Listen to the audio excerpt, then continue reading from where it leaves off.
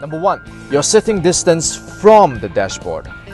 The distance that you are from the dashboard should be positioned such that the knees are slightly bent even when depressing the brakes fully, because in event of a frontal collision, bended knees would cushion the impact, thus saving your legs.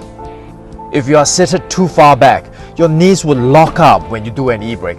In the event of a frontal collision, your joints would get all the impact and they would have a very high chance of breaking. Number 2.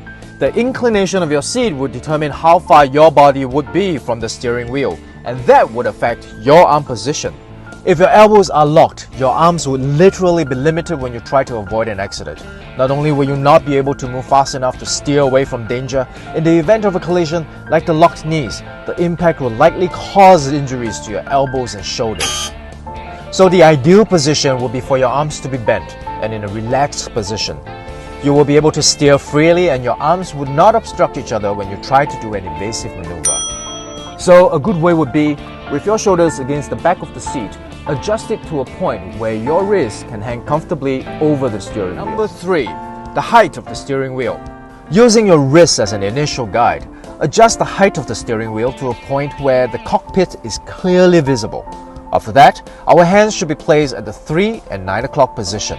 This allows us to have a maximum range of motion when turning the wheel. 4. The height of the headrest. Many people have the impression that the headrest is for us to, rest our heads and relax when we drive. Yes, that's true. But the actual function of the headrest is actually to protect our necks from whiplash if our car gets hit from behind. When we suffer a real impact, our heads would snap backwards forcefully.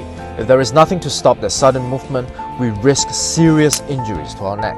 So the way to set it will be to adjust the height of your headrest until it is in line with the top of your head.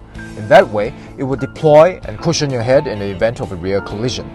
I believe no matter what kind of driver you are, this video can help all of us become safer drivers.